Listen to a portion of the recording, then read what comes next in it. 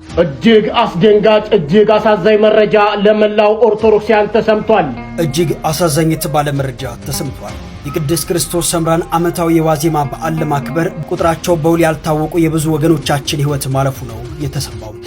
አረ የፍትህ ያለ አረ የሰው ያለ ምን አይነት ዘመን ምን አይነት ጊዜ ላይ ደረስን? እግዚአብሔር ልጆች የ12 ዓመት ሕፃን ልጅ ቤተክርስቲያን ደርሳ ስትመለስ ይህን ቪዲዮ አይታችሁታል? እስኪ አንድ ጊዜ አዳምጣችሁ ተመለሱ።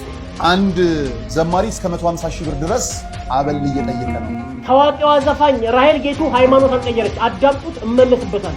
እመቤቴን ማን ይህ ጉዳይ ቀላል እንዳይመስላችሁ። በቲክቶክ ከ19 ሚሊዮን በላይ ተከታዮችን ያፈራው የዓለማችን ዝነኛው የዜና ሰው ዲላምፔጅ ዛሬ ሐሙስ ጠዋት ሰላም ጤና ይስጥልኝ። ወደ ተከበራችሁ የንቁሃን ሚዲያ ቤተሰቦች እንደምን አላችሁ? እንደምስጋናችሁን ያለው እግዚአብሔር ይመስገን። በያላችሁበት ሰላም ለክርስቶስ ይብዛላችሁ። ትዳችሁ ውርሳችን በዛሬው ዕለት እንግዲህ በጣም እጅግ የሚያሳዝኑ መረጃዎች እየተሰሙ ይገኛሉ። ለመላው ኦርቶዶክሳውያን የዛሬው ቀን ትልቅ ሐዘን ነው የተሰማ ያለው። በጣም እጅግ ያሳዝናል።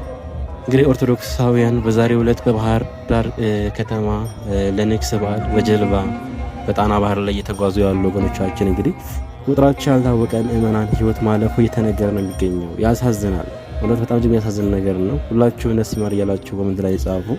ነፍሳቸውን በአጸደ ገነት ያኑርልን። ለመላው ቤተሰቦቻቸው መጽናናትን እመኛለሁ። መረጃውን አስደምጣችኋለሁ። እንዴት ጀልባዋ ልትሰምጥ ቻለች የሚለውን አብረን እናያለን። በቅድሚያ ግን በጠራራ ፀሐይ እየተደረገ ያለውን ዜና ላስደምጣችሁ። እውነት ያማል፣ ያንገበግባል። እስኪ ቪዲዮ አይተን እንመለስ። ምዕመናን እየሆነ ያለው ይህ ነው እንግዲህ ያሳዝናል።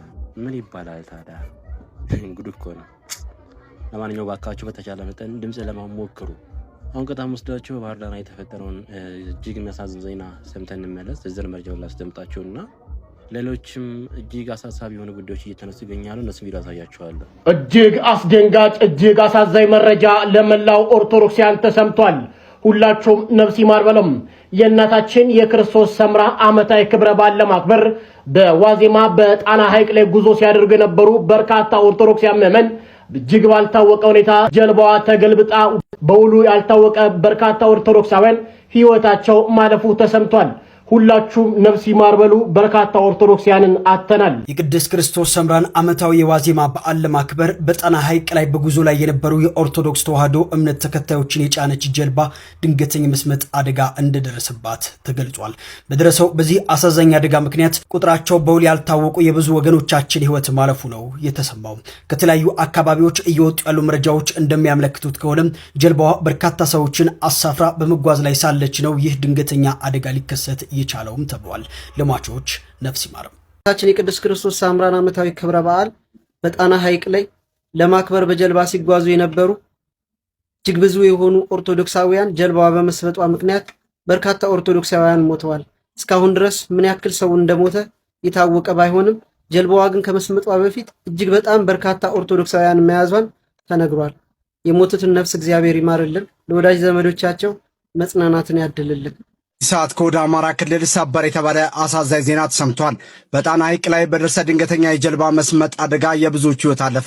ግንቦት 13 ቀን ባህር ዳር የእናታችን የቅድስት ክርስቶስ ሰምራ ዓመታዊ የዋዜማ በዓል ለማክበር በጣና ሐይቅ ላይ በጉዞ ላይ የነበሩ የኦርቶዶክስ ተዋሕዶ እምነት ተከታዮች የጫነች ጀልባ ድንገተኛ የመስመጥ አደጋ ደርሶባት በደረሰው አሳዛኝ አደጋ ምክንያት ቁጥራቸው በውል ያልታወቁ የብዙ ወገኖቻችን ሕይወት ማለፉ ተረጋግጧል። ከተለያዩ አካባቢዎች እየመጡ ያሉ መረጃዎች እንደሚያመለክቱት ጀልባዋ በርካታ ሰዎችን አሳፍራ በመጓዝ ላይ ሳለች ነው ይህ ድንገተኛ አደጋ ሊከሰት የቻለው።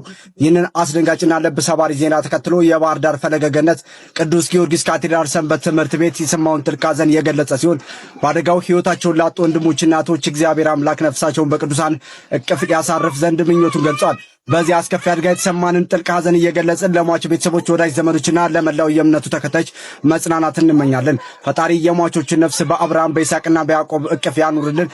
መረጃው የባህር ዳር ፈለገ ገነት ቅዱስ ጊዮርጊስ ካቴድራል ሰንበት ትምህርት ቤት መሆኑን ተመልክቻለሁ። ኦርቶዶክሳውያን እንደሰማችሁት ነው። በጣም እጅግ የሚያሳዝን ዜና ነው እየሰማን ያለ ነው። እንግዲህ በባህር ዳር ቀን ሆኗል። ለመላው ኦርቶዶክሳውያን ትልቅ ሐዘን ነው። ነፍሳቸውን ከደጋጎቹ ከአብርሃም ከይስሐቅ ጎን ያድርግልን፣ በአጸደ ገነት ያኑሩልን ነፍሳቸውን ማለት እወዳለሁ። እንግዲህ ያደረገው መንስኤ እንደሰማችሁት ነው። የንግስ በዓል መሆኑ ይታወቃል። ሰው እንግዲህ ይህን አስመልክቶ በጣም ብዙ ምዕመናን በጀልባዋ ላይ እንደተቀመጡና ተሳፍረው እየተጓዙ እንደነበረ ነው እየተነገረ ያለው። ከክብደት አንጻር ነው እንግዲህ እየሰመጠችው እየተባለ እየተነገረ ያለው። በጣም ያሳዝናል። እንግዲህ ከድንገተኛ አደጋ እግዚአብሔር ይሰውረን። ምን ይባላል ሁላችሁ ኮሜንት ላይ ነፍስ መር ያላችሁ። ወደ ቀጣይ መረጃ እናልፋለን። እጅግ አንገብጋቢ የሆኑ መረጃዎች አሉ። እስኪ ቪዲዮ ሰምተነው እንመለስ። የአርሰናል ደጋፊዎች እንኳን ደስ አላችሁ። 22 ዓመት ሙሉ ጠብቃችሁ ዋንጫ በላችሁ። ስንት ደጋፊ አለቀሰ። ለምን ነው ማተረጋገው? ኤቪ አሁን ግን አልቻልኩም። ለአርሰናልማ ይለቀሳል፣ አልቅስለት እንጂ። ይህን ባለ ክርስቶስ ቢሆን ስንት ታምር ስንት ድንቅ ነገር በተመለከተ ብዙ የጽድቅ ስራዎችን ባየን፣ ብዙዎች ሲጽናኑ ባየን። 22 ዓመት የጠበቁትን ዋንጫ በለዋለሁ። የስ እውነት ግን በዋንጫው በላችሁ ወይስ በላችሁት? እመቤቴ ማርያም አገዘቻችሁ። አርሰናል ዋንጫ እንዲያገኝ አገዘቻችሁ። ደበረከምን እመቤቴ ማርያም አገዘችን እኮ። አሳካ ነው እንደሚያሳካ ነው።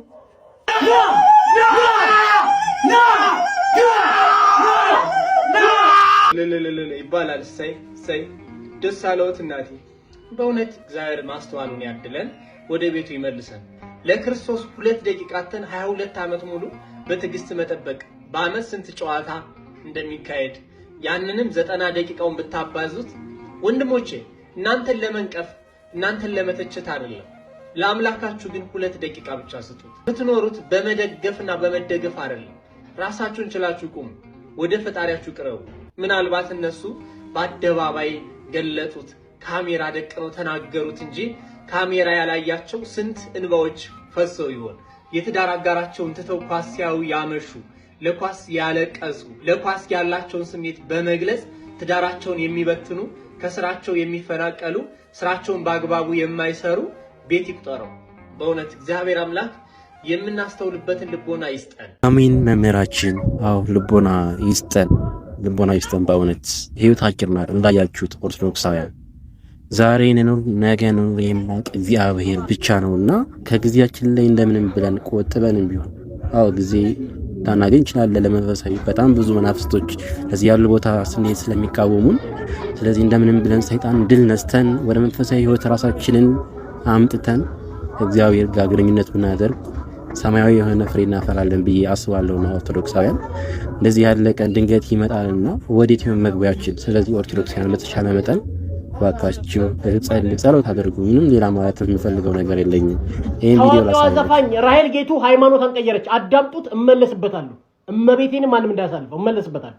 ታዋቂዋ ሙዚቀኛ ራሄል ጌቱ ጌታን ተቀበለች። ይሄ የምትመለከቱት ምስል እንግዲህ ዛሬ በፌስቡክ በከፍተኛ ደረጃ እየተሰራጨ ይገኛል። ከምትመለከቷት ፕሮቴስታንት ዘማሪ መስከረም ጌቱ ጋር አብረው በመሆን እንግዲህ ፎቶዎችን እየለቀቁ ይገኛሉ። ራሄልም ከዘፈን ኢንዱስትሪው መጥፋቷ የሚታወቅ ነው።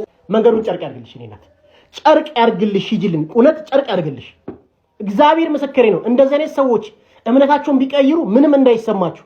አንድ ቀን መሐሌት ሄዶ ያቁም፣ ቅዳሴ ሄዶ ያቁም፣ አስቀድሰው ኪዳኑ ቆሞ ያቁም፣ ስለ ቅዳሴው ምንም ነገር ያቁም፣ ስለ ቤተክርስቲያን ምንም አያቁም፣ ስላሴ ምን ማለት ነው ብትጠይቋቸው ምንም አያቁም፣ ሚስጥረ ስጋይ መሰለ ክርስቶስ ብትጠይቋቸው ምንም አያቁም፣ ቆርቦ ያቁም፣ ንስሐ ገብተው ያቁም። ሁሉ ቀን ሲዘፍኑ ይውሉና ዘፋኝነት ስራቸው ያድርጉና ገንዘብ ከሰሩ በኋላ ጌታን ተቀበልኩ ይላሉ።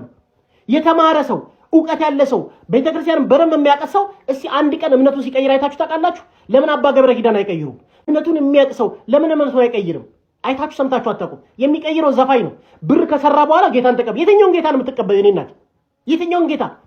ኦርቶዶክስ ተዋሕዶ ቤተክርስቲያን ራሷ አርጋ ክርስቶስን የምትሰብክ በቅዳሴዎቿ መሐልም ሴንትራላይዝድ አርጋ ክርስቶስን የምትሰብክ ኢየሱስ ጌታ ነው ብላ በሚስጥረ ስጋዊ ቆርበሽ ታውቂያለሽ? ንስሐ ገብተሽ ታውቂያለሽ ወይ? አታውቂም። ልክ ዘፈን ትዘፉና ገንዘባችሁንና ባንካችሁን ከሞላችሁ በኋላ ጌታን ተቀበልኩ። እስቲ መጽሐፍ ቅዱስን ገለጥ አድርገው ኦርቶዶክስ ቤት ውስጥ እያለሽ ሂጂ ቅዳሴውን። ቅዳሴ ስለምን እንደሚናገር አታውቂም። የትኛውን ጌታ ነው የምትቀበዩ? ኦርቶዶክስ ተዋሕዶ ቤተክርስቲያን የምታመልከው ሌላ ጌታ ነው እንዴ? ጌታን ተቀበልኩ ጌታ አሰክሱን። መንገዱ ጨርቅ ነው። ላጥ በሉ። ሰው ባጭሩ በተለይ ኦርቶዶክሳዊ የሆነን ወጣቶች በተለይ ወጣቶች ላይ በጣም የሚያሳዝን ነገር ነው እያየን ያለ ነው ማለት ነው። ስለ ሃይማኖታችን ቅንጣት ያክል ራሱ የምንጨነቅ አይመስለኝም። የሆነ ነገር ስናይ በሆነ ነገር ተሸውረን ሃይማኖታችንን እንደዚሁ በቀል ለቀን ሄድና ድጋሚ ይህንን ብርሃን ላናገኝ ወደ ጥልቁ ገብተን የምንቀርበት ነገር ይፈጠራል ብዬ አስባለሁ። ከኋላ እንዳያችሁት አባታችን ሲገሱ የነበረው እንደዚህ ያሉ ነገሮች እንዳይፈጠሩ ነው። አንድ ኦርቶዶክስ በዛን ያክል ለእግዚአብሔር ቁጭ ብሎ ቢያነባ ምን ነው ሀገራችን እንደዚህ ያለ ነገር ባላየን ነበረ። እግዚአብሔር እኮ መሐሪ ነው፣ ቸር አምላክ ነው አይደለ? ሁላችንም እንደዚህ ያለ እንባ ለእግዚአብሔር ብናፈስ ምን አይነት ጥያቄ ነው የማይመለስልን ብዬ አስባለሁ። ኦርቶዶክሳውያን በተቻለ መጠን ስለ ኦርቶዶክስ ማወቅ ይኖርባቸዋል። ኦርቶዶክስ ምንድናት የሚለውን ሳያውቁ በጣም ብዙዎች ወደ ገሃነም እየወረዱ ነው። በጓደኛ ሊሆን ይችላል፣ በተለያዩ ምክንያቶች ሃይማኖታቸውን ሊቀይሩ ይችላሉ። በወንድም ሊሆን ይችላል፣ በገንዘብ ሊሆን ይችላልና ባካችሁ ሃይማኖታችሁን እንደ ቀልድ ነገር አትዩት። ኦርቶዶክስ ምንድነው አልገባችሁ? ወደ ሊቃውንቱ ወደ መምህራኑ ጠጋ ብላችሁ ስለ ኦርቶዶክስ ላይ ሃይማኖታችሁ ማወቅ ይኖርባችኋል ብዬ አስባለሁ። አይታችሁታል? እስኪ አንድ ጊዜ አዳምጣችሁ ተመለሱ። አንድ ዘማሪ እስከ 150 ሺህ ብር ድረስ አበል እየጠየቀ ነው። ጳጳሳት ታቦት ሊባርኩ ሲወጡ አበል ይጠይቃሉ። ለጳጳሱ መስጠት ብቻ ደግሞ አይደለም አበሉ። ጳጳሱ ጋሻ ጃግሬ ያላቸው በፍቅር ጎንበስ ብሎ መስቀላቸውን ከሚስመው ባለፈ ተወዳጅ ናቸው ብሎ ድራማ የሚሰራላቸው ስራቸው የሚሮጥ እንደ ጥላ የሚከተል 7-8 ሰው ነው ይዘው የሚሄዱት 10 ከዛም በላይ። እነዚህ ሁሉ አበል ያስፈልጋቸዋል። ለነሱ አበል በዛብን ከሚሉ ሐሳቦች ባለፈ አሁን በጠቅላይ ቤተ ክህነቱ ልክ እንደ ኢህአዴግ በስብሰናል የሚል ውይይት ነው ያደረጉት። ሌላ ነገር አይደለም። በስብሰናል የሚል ነገር ግን አውርተዋል። እምጓጓው ቤተ ክህነቱ ምን ሊያዋልድ ይሆን? ምን ያመጣልን ይሆን? ምን ለውጥ ያመጣልን ይሆን?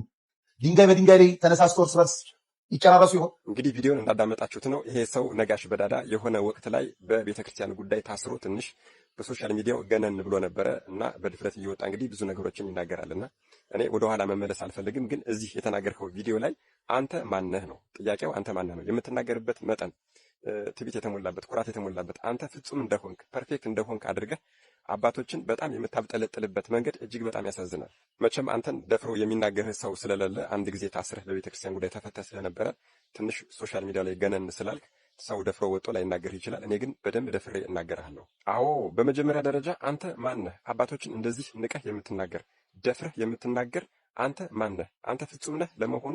ይሄንን ለመናገር ንጽህናውና ሞራሉ ይኖርሃል አለኝ ብለህ የምታስብ ከሆነ ከኔ ጋር ስለምንተዋወቅ ብዬ ነው። የማያውቁ ሰዎች ሊያደናንቁህና ሊያሞግሱህ ይችላሉ። እኔ ግን አንድ የሰራኸውን ነገር ላስታውስ። ለምሳሌ በባህር ዳር ከተማ ለደብረ መድኃኒት አየር ጤና መድኃኔዓለም ቤተክርስቲያን የፊኒሽንግ ስራ ገቢ ማሰባሰቢያ ፈልጌ ደውዬልህ ለነጋሽ ሚዲያ ብቻ ነጋሽ ሚዲያ ለሚለው ለሚዲያ ብቻ ለአንድ ቀን 50 ሺህ ለአንድ ቀን 50 ሺህ ለሁለት ቀን 100 ሺህ ብር አስከፍለኛል። ደረሰኙ እጅ ላይ አለ። ለአንተ ለራስህ ደግሞ ሌሎች ቲክቶከሮች በየቀኑ 50 ሺህ ብር ነው የሚከፈለን ሲሉ አንተ ሶሻል ሚዲያ ላይ ስለገነንክ ብቻ 100 ሺህ ብር ብለህ በስንት መከራ ተደራድረን 75 ሺህ ብር 150 ሺህ ብር ልኬልሃለሁ።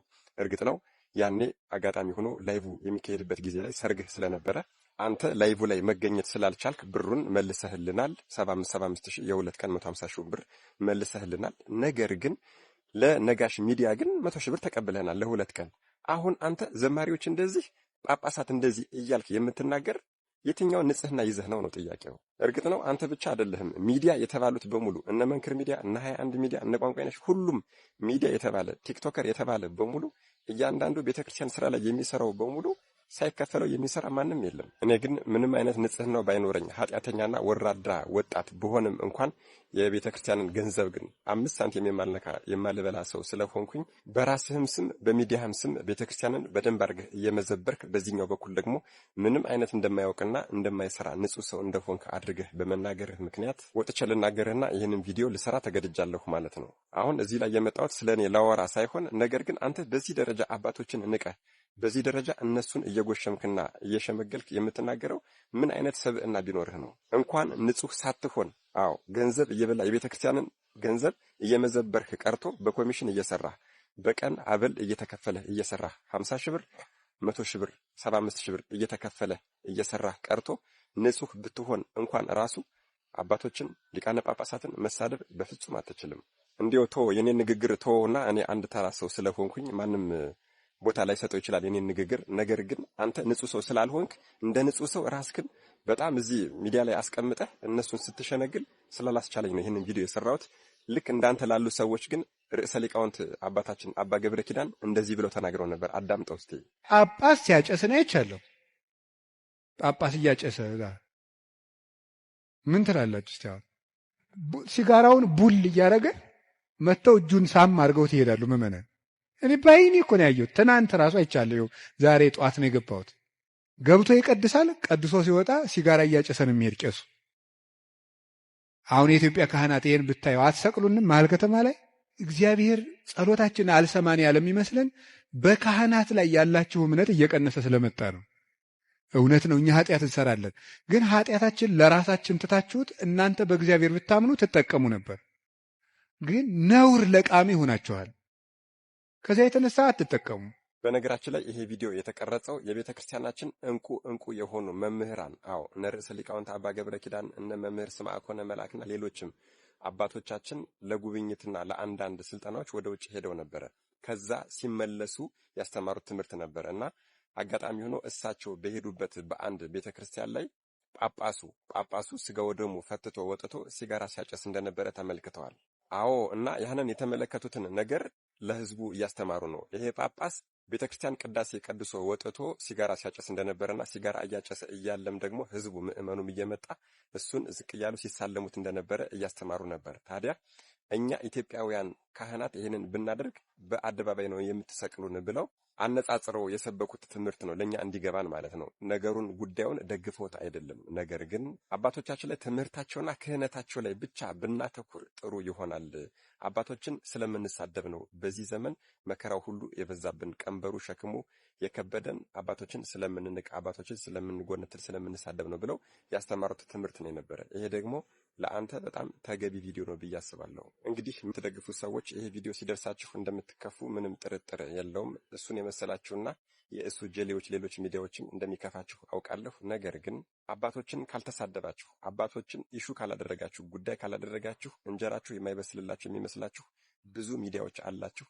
ከአባቶች ራስ ብትወርዱ እጅግ በጣም ጥሩ ነው ብዬ አስባለሁ። ምክንያቱም በራሳችሁም በልጆቻችሁም በቤተሰቦቻችሁም በትውልዳችሁ ላይ መርገምን እየሰበሰባችሁ ስለሆነ ነው።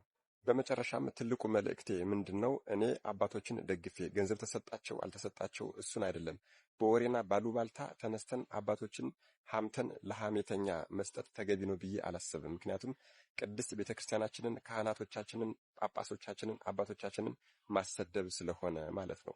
ተገቢ የሆነው መንገድ ይሄ ነው ብዬ በፍጹም አላስብም። እውነት ጥፋት አጥፍተውም ከሆነ ደግሞ መጠየቅ ባለበት መንገድ ስርዓተ ቤተክርስቲያን አለ፣ በዛ መንገድ እንጠይቃለን እንጂ ወጠን ሚዲያ ላይ ለማንም አባቶቻችንን ልናሰድብ አይገባም የሚል ፍጹም የሆነ ጠንካራ አቋም ያለኝ ሰው ነኝ። ስለዚህ ይሄ ቪዲዮ የደረሳችሁና የኔን ሐሳብ የምትደግፉ በሙሉ በደንብ አድርጋችሁ ኮፒ ሊንክ በማድረግ ለሁሉም ሰው እንዲዳረስ አድርጉት።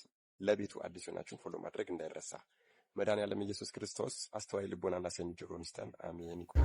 ኦርቶዶክሳውያን በጣም እጅግ የምንወደው የምናከብረው መምህራችን ነጋሽ በራዳ ላይ እንደዚህ ያለ አስተያየቱን እየሰጠ ይገኛል። ነጋሽ በራዳም የቤተክርስቲያናችን እንቁ አገልጋይ ነው። ሁላችሁም እዚህ ጋር በቀናነት ሐሳብ አስተያየታችሁን ኮሜንት ላይ እንድታስቀምጡ ጠይቃችኋለሁ፣ አነባችኋለሁ ማለት ነው። ግን መምህራችን ያሉት ትክክል ነው። የነጋሽ በራዳ ጥፋት አለ ብዬ የማስበው መናገሩ መተቸቱን ሳይሆን ማንም ሰው ሲያጠፋ አባቱም ቢሆን ሲያጠፋ ለኔ ለኦርቶዶክስ ለአንድ ኦርቶዶክስ ተዋህዶ አባቴ ከሆነ አባቴ ይሄ ትክክል አይደለም ይሄ ብለን አንድ ኦርቶዶክስ ምዕመን መጠየቅ ግዴታችን ነው። ይህም ስርዓት ባለው መልኩ ሆኖ ማለት ነው። እዚህ ጋር መምህራችን እያለ ያለው ነገር አንተም ንጹህ አይደለህም፣ አንተ መጀመሪያ ራስህን አጽዳ፣ ሻወር ከራስ ጀምር እንደሚባለው እንደዛ ነው እያለ ያለውን ያውቃል እንታውቃለን ነው እያለ ያለው ማለት ነው። የወንድማችን ነጋሽ በራዳ ጥፋት አለ ብዬ የማስበው እሱም እንደዚህ ያለ ገንዘብ ተቀብሎ ከሆነ ያው መምህራችን እንዳሉት ነው እየሰማው ያለውትና እሱ ጋር ስህተት አለ ብዬ የማስበው ከአንድ ኦርቶዶክሳዊ ይህን ያክል ገንዘብ መቀበል ጥሩ አይደለም ብዬ አስባለሁ። አግባብ ይህ ጉዳይ ቀላል እንዳይመስላችሁ። በቲክቶክ ከ19 ሚሊዮን በላይ ተከታዮችን ያፈራው የዓለማችን ዝነኛው የዜና ሰው ዲላምፔጅ ዛሬ ሐሙስ ጠዋት አዲስ አበባ ቦሌ ዓለም አቀፍ አውሮፕላን ማረፊያ በሰላም ደርሷል። ይህንን ታላቅ ዓለም አቀፍ ጉዞ እውን ለማድረግ ቃል ገብቶ የነበረው የሀገራችን ድንቅ ተጽዕኖ ፈጣሪ አዶናይ ወደ ለንደን በመጓዝ ዝግጅቱን በስኬት አጠናቆ ዝነኛውን ኮከብ ወደ እናት ሀገሩ ይዞት በመግባት ቃሉን በተግባር ፈጽሟል። ሁላችንም በጋራ በመሆን አዶናይንና ዲላንን ሜንሽን በማድረግ ዌልካም ቱ ኢትዮጵያ በማለት ኮሜንቱን እናድምቀው። ለወንድማችን አዶናይም ትልቅ አክብሮት ይገባዋል። ቪዲዮውን ሼር በማድረግ ይህንን የምስራች ለሁሉም አጋሩ። ፎሎ ማድረጋችሁ እንዳይረሳ። መልካም ጊዜ